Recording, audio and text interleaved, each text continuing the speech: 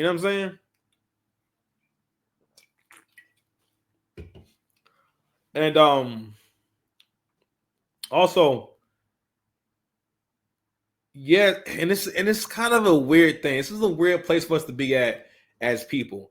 Women always want your structure. They always want your plan. And it's just that we're at a point where, like, yo, where the women have been socially programmed to think that there should always be a resistance. Oh, I need to always be trying to assert my individuality or who I am as an individual in the relationship. But that's not what relationships are. The relationship is two individuals coming together, and it's about how y'all interact and how y'all fit together. and how y'all come together to be better people, and how y'all benefit from the interaction and whatnot. Because again, people need to have company, people need to interact. But anywho,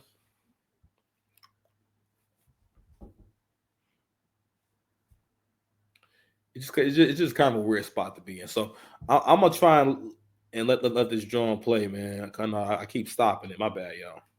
You got on the Little Richards, man. Listen, the air Little Richards. Huh? Watch this cat's hand. Like it's not like he balling up his fist, but it's not an open hand, man. He kind of balling. Just watch his hand, man. I got a dominator, so I get. And you from the city? I don't really do the city. You don't do the city? What's wrong with the city? Mm-mm. I never said I was from the city. Are you from the city? I ain't never said that. Are you? I'm not answering right now. Okay. But I appreciate what you said and stuff like that. Yeah, but that's a grown woman. Just something a grown woman say. So see what she had to say as well. Thank you. Okay. No, she's someone that's your type.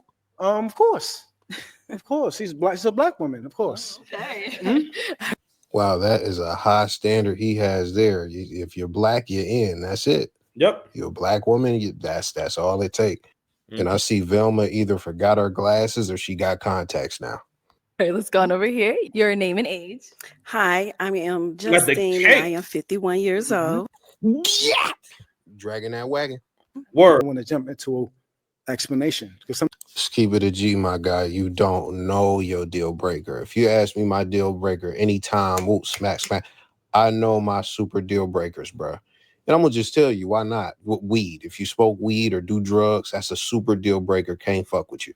If you're real argumentative, if you like to push buttons, anything like that, if you chaotic, if you be fighting, if you be in the club all the time, can't really lock in with you. That's just me.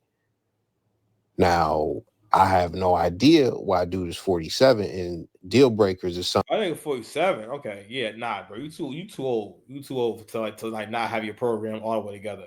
Like, boom. You see how old boy just naturally will just say like, all right, these are things that I don't rock with. You know what I mean? Me personally, like my deal breakers mostly, again, most men have the same deal breakers, like being very like, someone who's argumentative, someone who does not know how to work as a team, women who don't value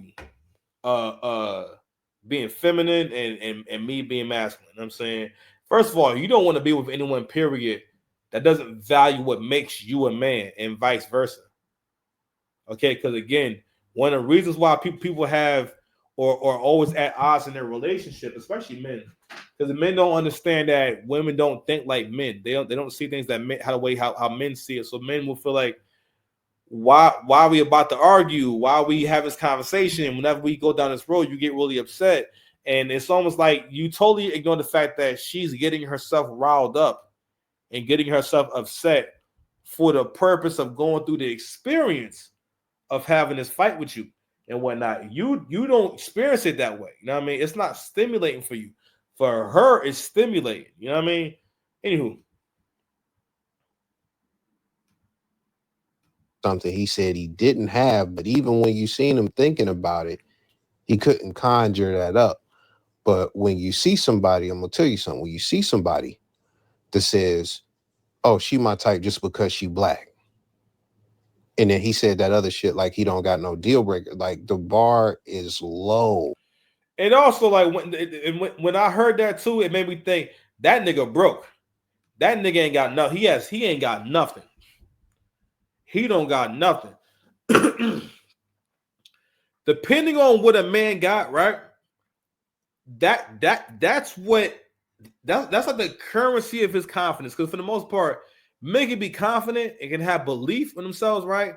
But you have to have certain. The more you have going for yourself, it's like it's more currency to your confidence. So it's like the more I guess you could say accolades and the more, I guess more the more luxury that you can afford or the more comfortability that you can afford, you can kind of measure your confidence against that. So and again, I've been there before. I've been the guy that didn't have a car. I've been the guy who didn't have a nice car or a newer car. I remember it took me like a long time to get used to getting compliments on my car. You know what I mean?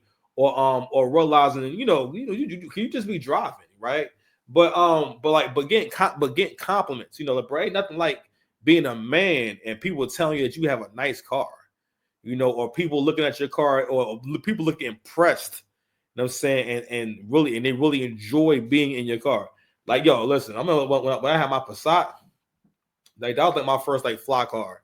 And and that's when I knew I had to break up with my girlfriend. And like, yo, at the time, I was dating my ex and whatnot. She was a plus size girl. And this is when I started putting together how much like when you deal with plus size women, they look at you more how a dude will look at you. And y'all, like, no matter how nice they are, when y'all in a relationship, she interacts with you more like if you were in a relationship with a guy and y'all are both guys. You know what I'm saying? So like, of course, it's weird for me to say, can you cook?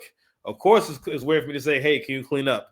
Yeah, you're a dude. Of course, if I want some head, yeah, that'd be weird to ask a dude, ask my guy friend, so for a BJ, yeah, that would be totally weird. And like, yo, for some women, though, that's how they are in a relationship.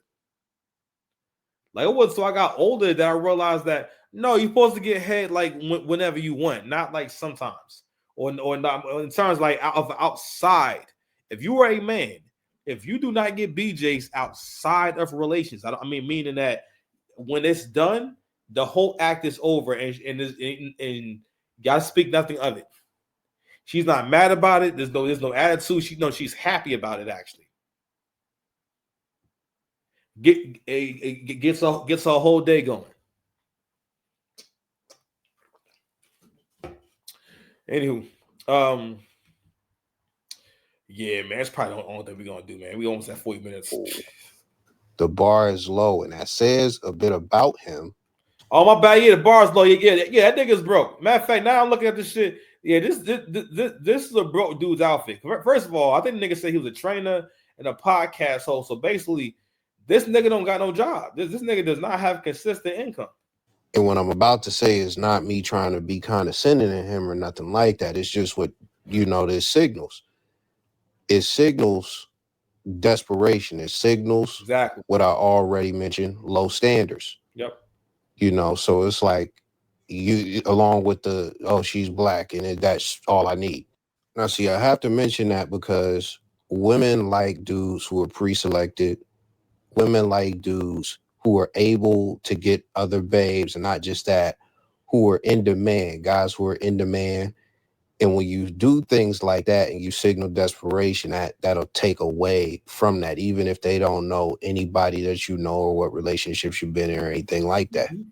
Showing signals that you have abundance, that is tough and it's real subtle. And for it to be authentic, it's not even nothing you try and project. But when you show signs of scarcity, that'll really mess you up. So we're going to see how you clean this up.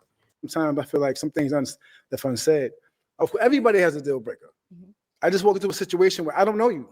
You know what I'm saying? So I'm getting to learn you. It's a learning process. So I can't base anything on somebody that meet with a deal breaker automatically because I don't know you. That's why I answered like that. I can understand that. You know horrible job. But thank you. So what books you have? I'm curious. What's the name of your book? In case you didn't know, it's for teens and young girls, just young girls that were looking for guidance or just didn't necessarily have a mother figure. So, nice. Yes. Thank you. I'm a podcast host. I just did 2 episodes where one was an author. She has something called Being Different is Okay. Her name is Shamika Arcuri. You can look her up. And somebody else that I did as well, MP, is pretty private for him. I don't want to put his business out there, but it was a great book that he wrote. I'll go and get a little bit more sad later on because it was kind of like a personal episode. But Okay. you know, I'm an author as well. I have 2 published novels, so that's why I asked you. Nice. Okay. I No. just made you, but Is she? family vibes, like I could, Yeah. and I don't mean this.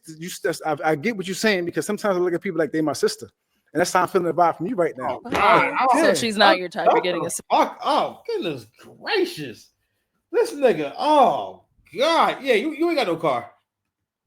That nigga not driving. That nigga's not driving, man. Yo, you gave them women Uber vibes, bro. Okay, you gave them nigga that nigga rides a bike, bro. That nigga rides a bike, yo. He ain't hitting on nothing. I'm like, yo, yeah, you know what? You're right. He is desperate. Let me tell you something. I was saying to my homeboy earlier. Ain't nothing you gonna do